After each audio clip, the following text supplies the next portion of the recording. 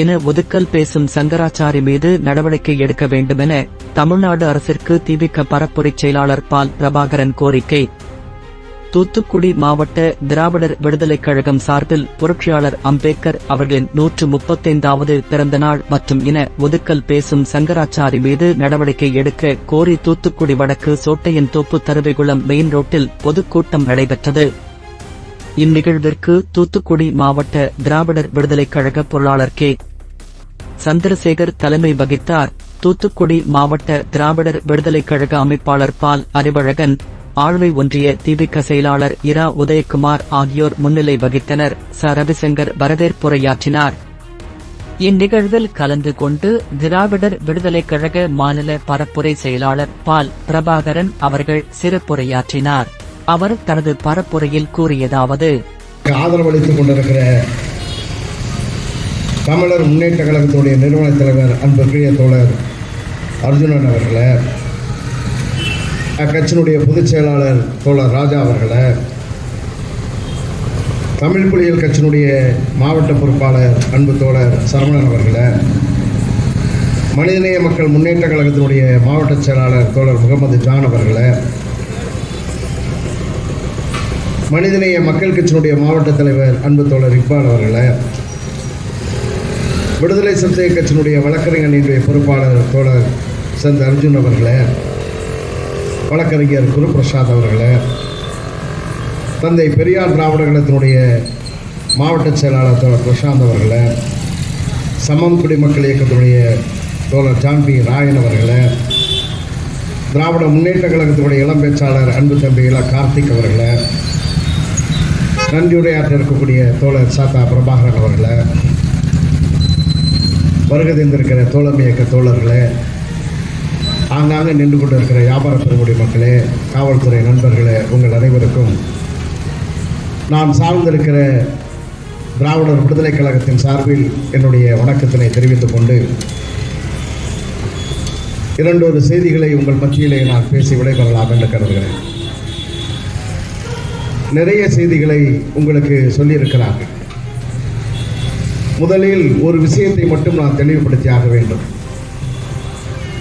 வழமையாக அம்பேத்கருடைய பிறந்த நாளை யார் கொண்டாடுவார்கள் என்று சொன்னால், ஒடுக்கப்பட்ட சமுதாயத்தை சார்ந்த தோழர்கள் கொண்டாடுவது வழக்கம்.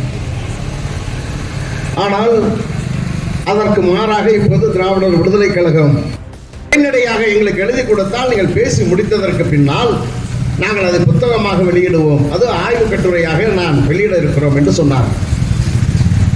அம்பேத்கர் அவருடைய உரையை அவர் எழுதி கொடுத்தார்.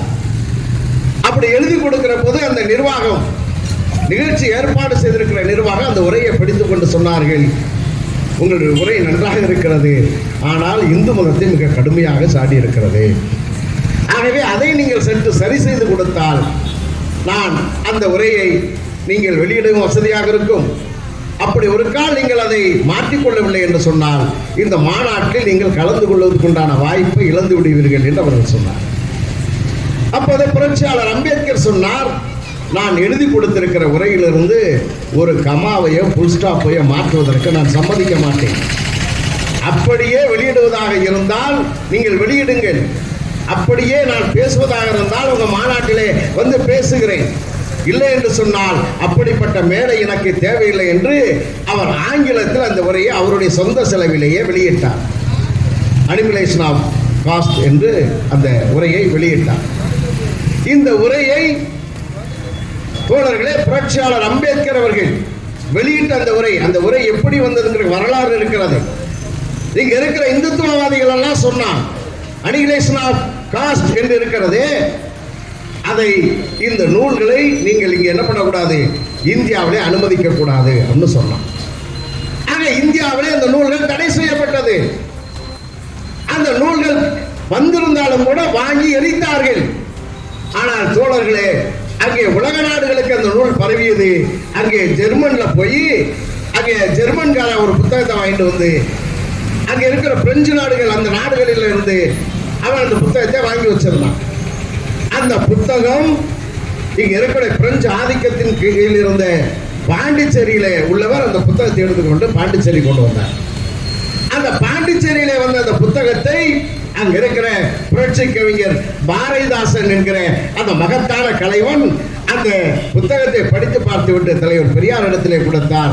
ஐயா, இப்படிப்பட்ட ஒரு உண்மை அங்கே அம்பேத்கர் எழுதியிருக்கிறார், இங்கே தடை செய்திருக்கிறார்கள் என்று சொன்னபோது அங்க இருக்கிற நூலை படித்து விட்டு தலைவர் பெரியார் அம்பேத்கருக்கு ஒரு கடிதம் எழுதினார். தலைவர் பெரிய அம்பேத்கர் அவர்களே, உங்களுடைய அந்த அனிகிலேஷன் ஆஃப் காஸ்ட் என்கிற அந்த நூலை நான் தமிழில் வெளியிட விரும்புகிறேன், நீங்கள் அதற்கு அனுமதி தர வேண்டும், அதற்கு நான் ராயல்ட்டியாக எவ்வளவு காசு தர வேண்டும் என்று கேட்கிறேன்.